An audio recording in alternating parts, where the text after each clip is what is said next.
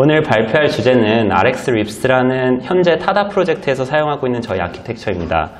그리고 저에게 주어진 이 30분 동안 저희 RxRips의 중심이 되는 그 핵심인 Rips에 대해서 보다 집중적으로 말씀드리려고 합니다. Rips는 리액티브 익스텐션을 이용한 멀티 플랫폼 아키텍처인데요.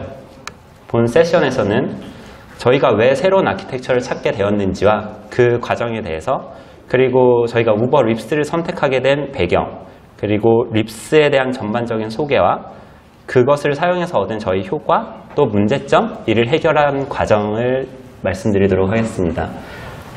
점심시간 직후라 좀 나른하실 텐데 최대한 유익한 30분이 되도록 노력해 보겠습니다. 네, 그럼 시작해 보겠습니다. 왜 저희는 새로운 아키텍처를 찾게 되었을까요? 아시는 분도 있으시겠지만 저희는 지난 6월 소카와 함께하게 되었습니다. 그 과정에서 VCNC 멤버 일부는 소카의 업무를 돕기 위해서 팀을 옮기게 되었는데요. 저 그림은 참고로 절대 도망치는 그림은 아닙니다. 네, 그래서 가뜩이나 없는 삶이 더욱 팍팍해졌어요. 특히 iOS, 안드로이드 개발팀은 딱 절반만 VCNC에 남게 되었는데요. 동시에 새로운 서비스인 저희 타다를 준비하기 시작했습니다. 타다는 우버 플러스 같은 일종의 라이드 헤일링 서비스로 택시처럼 그냥 이동이 필요할 때 부를 수 있는 서비스입니다. 따라서 저희는 타다 라이더 앱을 만들 뿐만 아니라 타다 드라이버 앱도 만들어야 했습니다. iOS, 안드로이드 두 개에 대해서 말이죠. 그런데 저희에게 이 4개 어플리케이션을 만드는 데 주어진 시간은 그리 길지 않았습니다. 가능한 빨리 시장에 저희 타다 차량을 공급하고 싶었었고요. 그래서 내부 회의를 거쳐서 약 3개월간의 개발 끝에 10월에 릴리즈하기로 일정을 잡았습니다. 하지만 예측하시듯이 저희 비트윈은 오프라인 서비스를 운영해 본 경험이 없기 때문에 OS와 관계없이 알파를 빨리 시장에 내놓아서 좀 운영 노하우를 쌓고 싶은 니즈가 있었습니다. 그래서 가능한 빨리 알파를 시장에 출시해 놓고 드라이버 라이더 안에 운영할 때 생기는 노하우를 얻고자 하여 알파는 한 달 혹은 2달 안에 출시하기로 계획을 짰습니다. 이렇게 봐도 저희가 너무 무모했던 것 같은데요. 그래서 저희는 이 목표를 달성하기 위해서는 기존의 방식대로 업무를 진행해서는 안 되겠다라는 생각에 이르게 됩니다. 기존 방식에서 개발을 할 때 생기는 비효율적인 부분들을 최대한 없앨 방법들을 찾기 시작했는데요. 그리고 그 결과 각 OS별로 클라이언트를 따로 개발하는 것이 꽤나 시간을 많이 잡아먹는다는 것을 좀 깨달았습니다. 비트윈에서는 새로운 기능을 만들 때 iOS, 안드로이드 팀에서 각각 해당 피처를 따로 구현했습니다. 물론 이 고민 과정을 서로 공유하긴 했지만 두 플랫폼 또 두 코드베이스의 이질적인 한계 때문에 아주 개략적인 내용만 공유한 채 더블로 중복돼서 기능을 구현했어야 했습니다. 심지어 비트윈에서는 사용하던 아키텍처만 봐도 이 둘은 매우 다른 구조였는데요. iOS는 그 주로 구현된 피처의 언어에 따라서도 그 아키텍처가 달랐습니다. 오브젝티브-C로 구현되어 있는 피처들은 바이퍼라는 아키텍처 패턴을 따르고 있었고요. 스위프트로 구현된 피처들은 본격적으로 RX 스위프트를 적용하면서 저희가 만든 유니디렉셔널 아키텍처 패턴인 리플렉스를 사용하고 있었습니다. 언제 저 리플렉스에 대해서도 한번 공유한 자리가 있으면 좋겠는데요. 우선은 유니디렉셔널 아키텍처 패턴이라고 생각해 주시면 됩니다. 그리고 안드로이드는 RX가 처음 나온 시점부터 굉장히 적극적으로 도입해서 RX를 이용한 MVP 모델로 작성하고 있었습니다. 이처럼 iOS와 안드로이드가 같은 피처를 각각 구현하는 것은 OS에 따라서 특정 기능의 디테일이 달라지기도 하고 또 서로 다른 버그를 만나기도 하고 따라서 그 버그를 각자 고쳐야 되고 심지어 둘의 용어 차이로 생기는 미스커뮤니케이션 문제도 있었습니다. 따라서 저희는 당장의 업무 속도 저하를 감수하더라도 이제 양 팀이 클라이언트 팀으로 하나로 움직여서 같은 플랫폼에 관계없이 같은 종류의 코드베이스 위에서 일을 할 수 있는 환경을 만들기로 결정했습니다. 이를 통해 어떻게 구현해야 될지 고민하는 시간을 최대한 줄이고 또 이를 검증하는 시간을 최대한 줄이고 또 더 나아가 각 개인이 양 플랫폼을 개발할 수 있는 환경을 만들어 팀 내 그리고 팀 간의 커뮤니케이션 비용을 최대한 줄이고 싶었습니다. 이러한 아키텍처, 즉 하나된 아키텍처를 결정하는 데에는 몇 가지 고려사항이 있었는데요. 첫 번째는 MVC 패턴은 피한다. MVC는 아마 이제 여러분들도 다 한 번쯤 들어보셨을 텐데 매시브 뷰 컨트롤러라고 조롱받기도 합니다. 그만큼 많은 사람들이 공감하는 문제인데요. 간단히 말해 서비스가 커짐에 따라 뷰 컨트롤러가 비대해진다는 뜻입니다. 저희는 이미 비트윈에서 이 문제를 인식하고 있었고 그 때문에 다른 아키텍처를 사용하기 위한 여러 노력을 기울였습니다. 아까 보신 것처럼 바이퍼, 리플렉스, 또 RX를 이용한 MVP가 되겠죠. 그런데 이제 저희는 여기서 한 걸음 더 나아갑니다. 결국 매시브해진다는 것은 대다수의 로직을 한 컴포넌트가 담당하는 한 피할 수 없다고 생각하여 되도록이면 MVP, MVVM도 피하고자 했습니다. 두 번째, 싱글 액티비티 어플리케이션을 만든다. 여기는 대다수가 iOS 개발자시기 때문에 이 부분은 아주 간단히만 언급하고 넘어가겠습니다. 안드로이드의 액티비티는 iOS의 뷰 컨트롤러와 매우 비슷한 개념인데요. 아이폰의 뷰 컨트롤러와 달리 안드로이드의 액티비티는 생성하는 것이 매우 까다롭고 관리하는 것도 까다롭고 또 느립니다. 그래서 최근 안드로이드 진영에서는 싱글 액티비티 어플리케이션을 만들고자 하는 다양한 시도가 생겨나고 있습니다. 저희 역시 새로운 서비스는 이런 싱글 액티비티 어플리케이션을 만들고 싶었고요. 게다가 저희의 새로운 서비스인 타다는 라이드 헤일링 서비스이기 때문에 굉장히 많은 화면이 맵뷰 기반으로 움직여야 합니다. 그래서 화면마다 맵뷰를 로드하고 보여줘야 된다면 그 각 화면의 퍼포먼스가 떨어지고 앱 전반적으로 무거워지며 또 화면하고 화면과의 싱크를 맞추는 게 좀 어려워지는 문제가 있습니다. 그래서 저희는 맵 베이스드 어플리케이션을 만들기로 하였고요. 이 얘기는 즉 루트 뷰 컨트롤러 혹은 루트 액티비티의 맵뷰를 항상 띄워놓고 그 위에 뷰들을 움직이면서 진행하는 서비스를 만들고 싶었습니다. 방금 말씀드린 것처럼 이미 안드로이드 진영에서는 싱글 액티비티 어플리케이션을 만들기 위한 다양한 프레임워크들이 존재합니다. 컨덕터, 또 리프트, 스쿱 등이 있고요. 하지만 이 모든 것은 싱글 액티비티 어플리케이션 니즈에서 왔듯이 다 안드로이드 전용 프레임워크입니다. 반면에 iOS는 어플리케이션 개발의 복잡도를 줄이기 위한 프레임워크들도 되게 많죠. RESwift나 리액터킷이나 또 저희가 고민했던 리플렉스나. 그래서 저희는 이 두 가지 니즈가 다 있었습니다. 싱글 액티비티 어플리케이션을 만들면서 개발의 복잡도를 줄이자. 하지만 이제 저희에게 아까 보여드렸던 그 촉박한 일정으로는 이런 아키텍처를 고민하고 개발하면서 또 만들어가면서 저희 타다라는 서비스를 만들 시간적 여유가 없었습니다.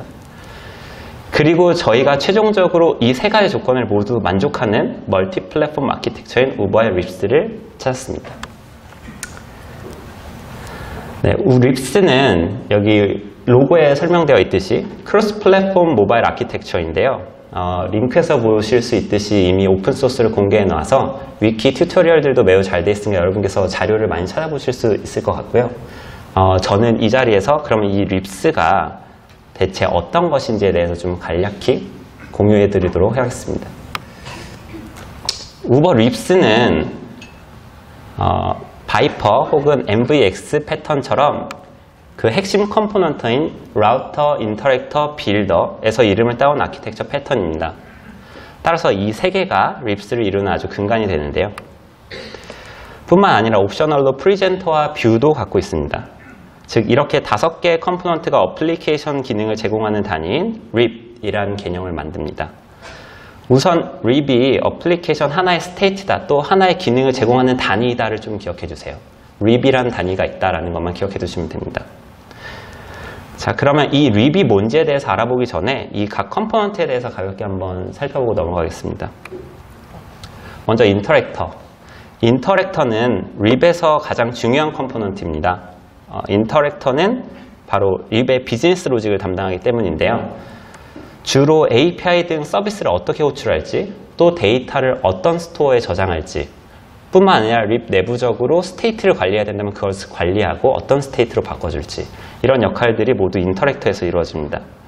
그래서 더 나아가 또 여러 립들이 붙어야 될 때는 특정 립을 붙이고 떼는 명령도 내리는 역할을 해요. 간단히 기능 제공에 필요한 모든 비즈니스 로직이 이 인터랙터라는 컴포넌트에서 이루어집니다. 라우터. 앞서 립은 하나의 기능, 하나의 스테이트를 나타내는 유닛, 단위라고 말씀드렸는데요. 어플리케이션은 하나의 기능으로만 이루어지지 않습니다. 그래서 당연히 여러 개의 기능을 제공할 수밖에 없고요. 그러면 여러 립이 동시에 존재할 수밖에 없습니다. 좀 전에 말했듯 스테이트가 어떻게 바뀔지는 인터랙터가 구현하는 것이고요.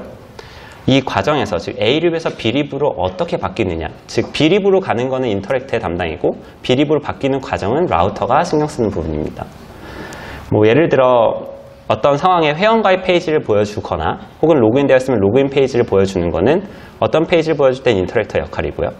회원가입에서 로그인 페이지를 이동한 트랜지션이나 회원가입 페이지에서 그 안에 동작하는 다른 립들, 트리상에서 어떻게 존재할지나 이런 것들은 바로 라우터의 구현이 되는 거죠. 그리고 라우터는 인터랙터와 인터랙터 사이 레이어에 존재하는 개념이기 때문에 인터랙터의 테스트, 인터랙터의 모커빌리티를 훨씬 더 높여줍니다. 즉, 인터랙터가 복잡해지면 다른 인터랙터를 호출하는 코드를 짜기 마련인데 그 과정을 애초에 봉쇄시킨 개념이라고 생각하시면 됩니다. 따라서 라우터는 립 간 라우팅을 담당하는 컴포넌트다라고 생각해 주시면 돼요. 다음 빌더. 빌더는 사실 팩토리 패턴으로 립의 컴포넌트들, 라우터, 인터랙터, 프리젠터, 뷰 이 요소들을 생성해주는 역할을 합니다. 이렇게 각 클래스 생성 로직이 이 빌더로 들어가면 그 클래스들의 모커빌리티가 향상이 됩니다. 또 각 컴포넌트들은 실제 DI 구현과 상관없이 립 코드를 유지할 수 있습니다. 이게 무슨 말이냐면 스윈젝트, 또 타이푼, 혹은 니드를 쓰든 아니면 DI 프레임워크를 아예 사용하지 않든 나머지 립 컴포넌트들은 코드가 전혀 변하지 않는다는 뜻입니다. 그래서 빌더는 실제 DI 시스템이 어떻게 구현되어 있는지를 알고 있는 유일한 클래스입니다.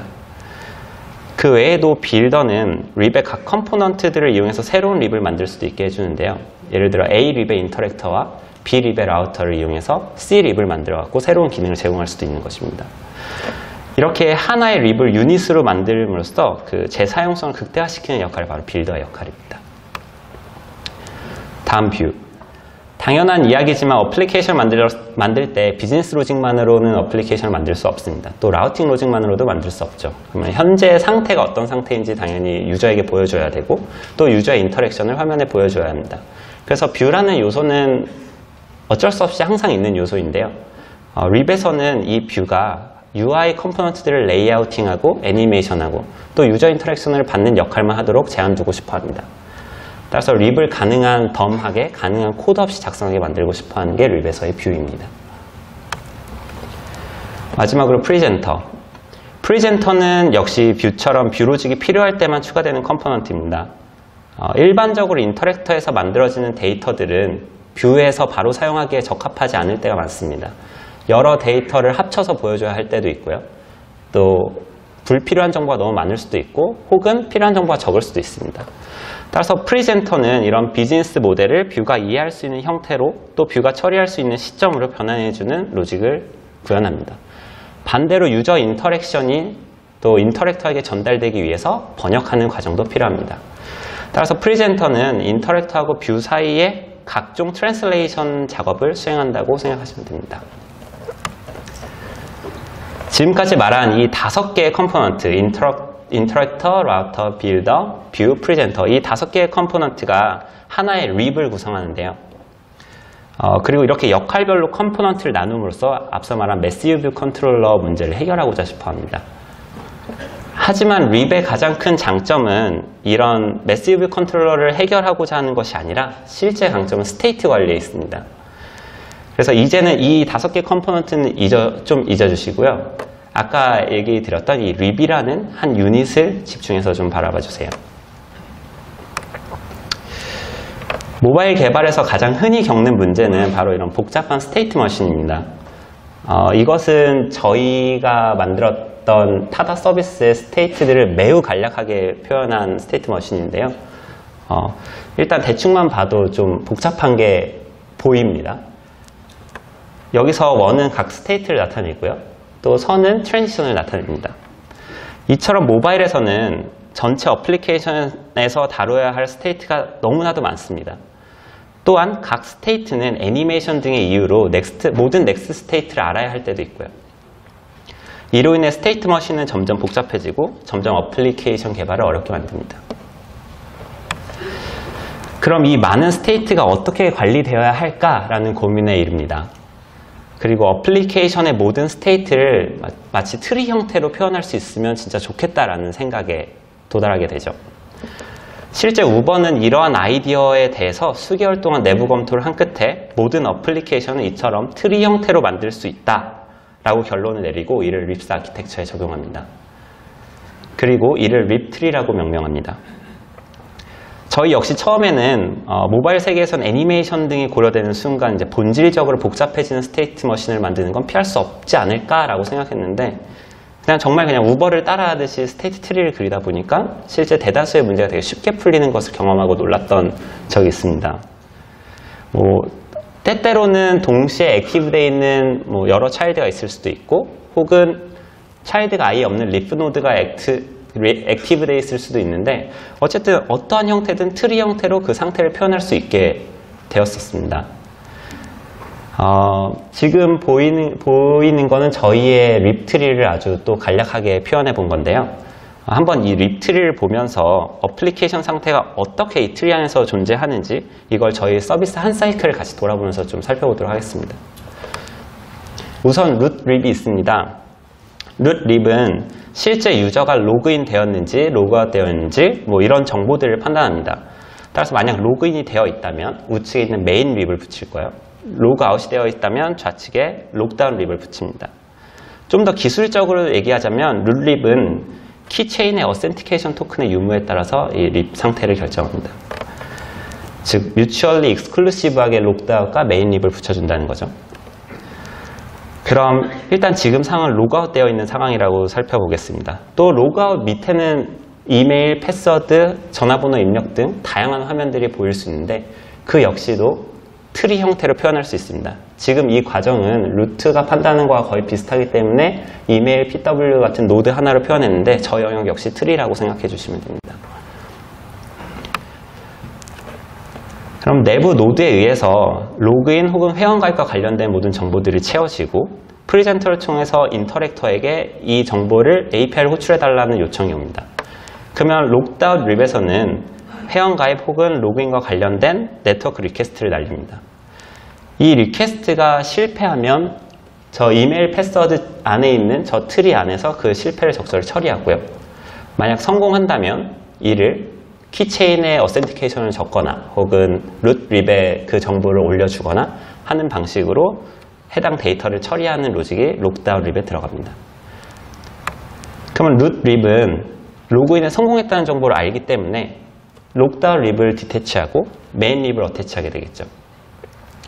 여기서 또 하나 중요한 점은 이 메인 립은 이 도메인 안에는 유저 정보가 있다는 것을 보장받을 수 있습니다. 왜냐하면 로그인이 되어 있고 그 로그인 된 과정에서 유저 정보를 가져왔기 때문이죠. 따라서 이 우측 트리에는 모두 유저 정보가 있다는 것을 보장할 수 있고요. 그러면 메인에서는 유저 정보에 있는 라이드 객체, 즉 지금 현 유저가 탑승 중인지 여부에 따라서 또 리퀘스트, 라이드 립을 구별할 수 있습니다. 현재는 로그인 하자마자니까 리퀘스트 립이라고 할게요. 그러면 지금 리퀘스트 립에는 아무 작업도 하지 않았기 때문에 출발지, 도착지를 입력할 수 있는 다음과 같은 로케이션 에디터 립이 화면에 붙어 있습니다. 이 로케이션 에디터 립은 출발지, 목적지를 지도 검색 혹은 POI 검색 등으로 제가 출발할 곳, 도착할 곳을 채운 다음 API를 날려주게 됩니다. 그러면 이 API 정보가 리퀘스트 립으로 다시 전달되고요.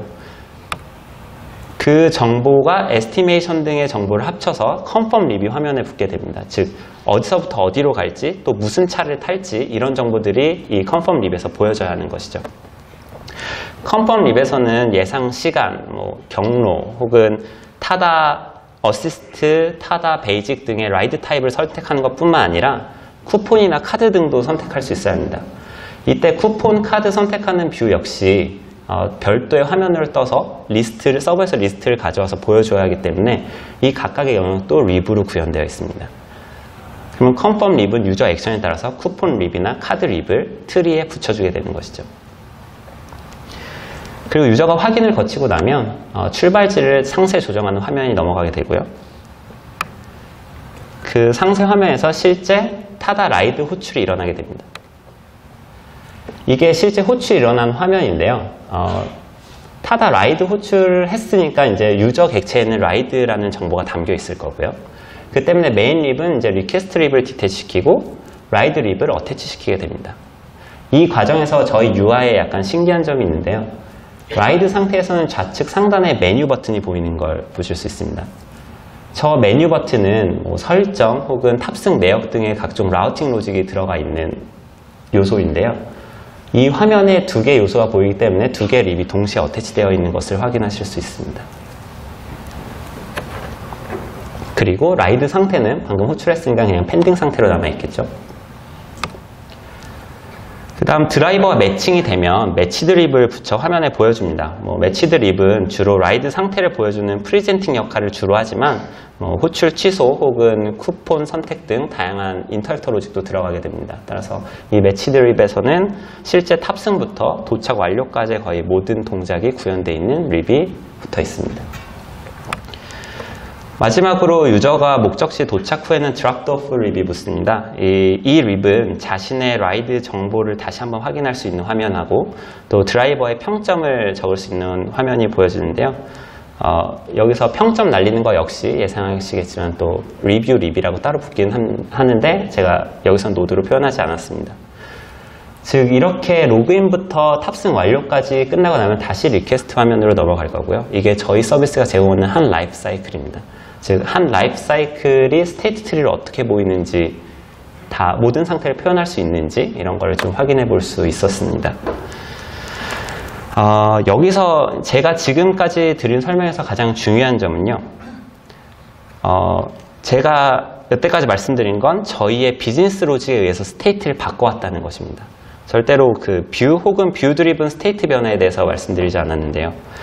립스 아키텍처와 다른 아키텍처의 가장 큰 차이는 뷰 로직에 기반해서 상태를 바꾸는 것이 아니고 이 비즈니스 로직에 기반해서 저 립 트리를 통해서 상태를 바꾸고 화면에 업데이트 해준다는 점입니다.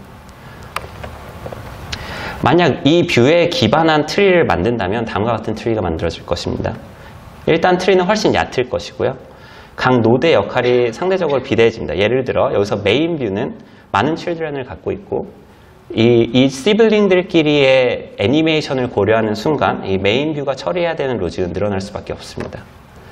그래서 립은 비즈니스 로직에 의해 뷰레스 립 그리고 뷰 립을 나누어서 구현함으로써 스테이트 관리를 좀 심플하게 하자라는 생각을 갖고 있습니다. 그럼 구체적으로 스테이트 트리로 만들면서 얻게 되는 가장 큰 힘은 무엇일까요? 바로 오브젝트들의 스코프가 제한된다는 것인데요. 기존에 저희가 오브젝트들을 사용할 때는 어떤 뷰 컨트롤러에 종속되거나 혹은 앱 스코프에 종속시켜서 마치 싱글턴처럼 사용하는 경우가 많습니다. 이는 실제 그 오브젝트가 필요로 하는 스테이트 이상으로 해당 오브젝트가 살아있게 만들어 버리는데요. 그래서 스테이트풀 오브젝트들을 다른 스테이트에서 접근할 수도 있고요. 또 이 오브젝트를 스트림으로 받게 되면 내가 해당 스트림을 볼 필요가 없음에도 불구하고 계속 이벤트를 받기도 합니다.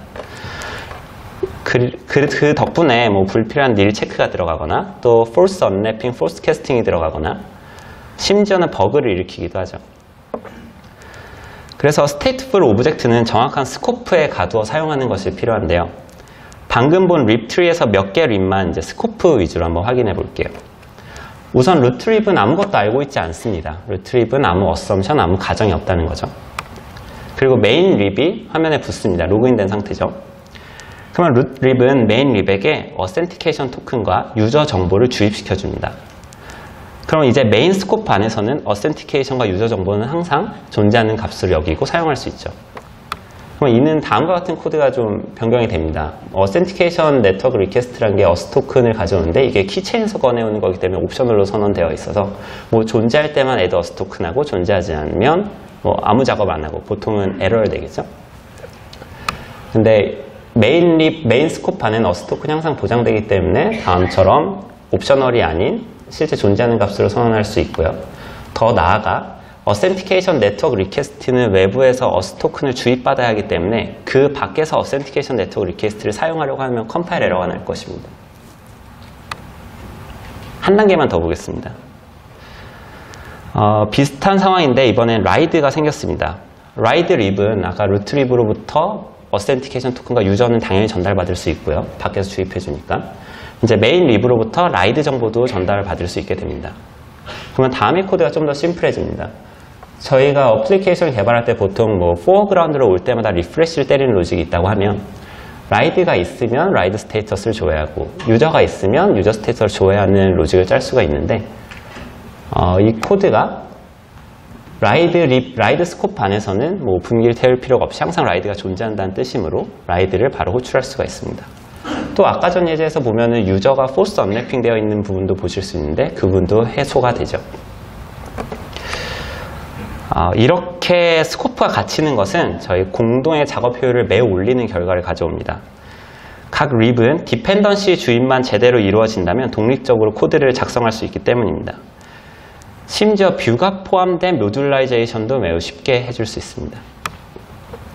저희도 서비스를 처음 만들 때는 모든 팀원이 한 OS에 전념해서 작업을 할 수 있을까라고 생각했는데 이렇게 립 설계를 같이 한 뒤에 각 립을 구현하다 보니까 마치 레고 블럭을 쌓듯이 각 립을 구현하고 합쳐서 하나의 완성품이 나오는 것을 보고 놀랐던 기억이 납니다. 그렇지만 립 전체가 저희 입맛에 맞는 건 아니었습니다. 가장 대표적인 것이 데이터 흐름인데요. 저희는 앞서 설명해 드렸듯이 바이디렉셔널 데이터 플로우, RX를 적용하면서 바이디렉셔널 데이터 플로우가 코드를 파악하는데 어려움을 주고 또 그 코드를 개선하는데 어려움이 생기는 것을 좀 느꼈습니다. 그래서 가능하면 유니디렉셔널 데이터 플로우로 바꾸려고 노력을 했고요. 그래서 뷰에서 이벤트를 내줄 수 있게 하는 형태로 바꾸고 모든 통로를 제한해서 사용하고 있습니다. 뿐만 아니라 립은 애니메이션에 대해서 전혀 고려가 안 되어 있습니다.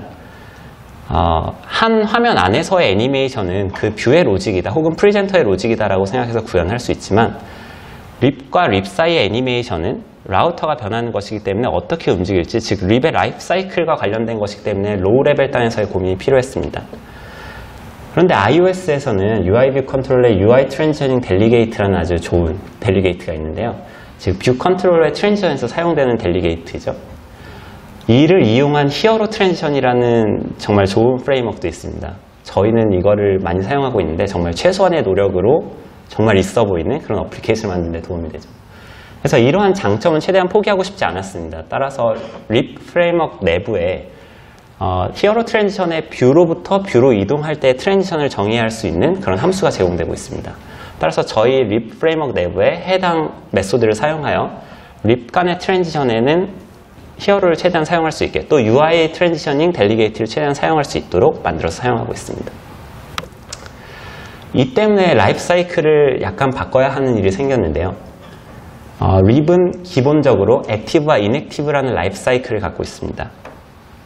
그런데 방금 말씀드린 것처럼 라우터는 그 애니메이션이 고려되는 순간 마치 뷰 컨트롤러의 will disappear부터 did disappear까지 일어나는 거랑 거의 마찬가지로 will attach부터 did detach까지의 라이프 사이클 정보가 필요했습니다. 그리고 이를 이용해서 적절한 애니메이션 혹은 적절한 기능을 구현하고 있고요. 이것이 제가 오늘 여러분께 공유하고 싶었던 저희 립스 아키텍처 전부인데요. 간단히 정리해보면 이렇습니다. 우선 저희는 OS 관계없이 같은 코드베이스 위에서 개발을 하고 싶었습니다. 그래서 멀티 플랫폼 아키텍처를 찾게 되었고요. 그 과정에서 결정된 것이 바로 우버 립스입니다.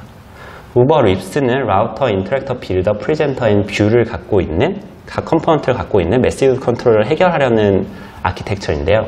사실 이것의 힘은 매시브 컨트롤을 해결하는 것이 아니고 비즈니스 로직에 기반한 스테이트 트리를 만들 수 있다는 것입니다. 그로 인해서 저희는 스코프를 제한두어서 해당 오브젝트들을 정말 필요할 때만 사용할 수 있게끔 가둘 수 있게 되었고요.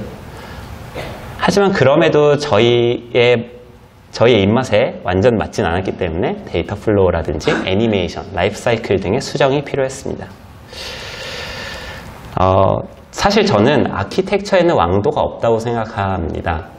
각자 상황에 맞게 적절한 아키텍처를 선택하시면 되는데 그 과정에서 이 립스라는 선택지도 있다는 것을 한번 기억해 주시고 관심 갖고 깃허브에서 한번 코드를 찾아봐 주시면 좋을 것 같습니다. 네, 이상 저의 발표는 마치겠고요. 한마디만 더 하면 저희 VCNC하고 소카는 언제나 여러분들을 기다리고 있습니다.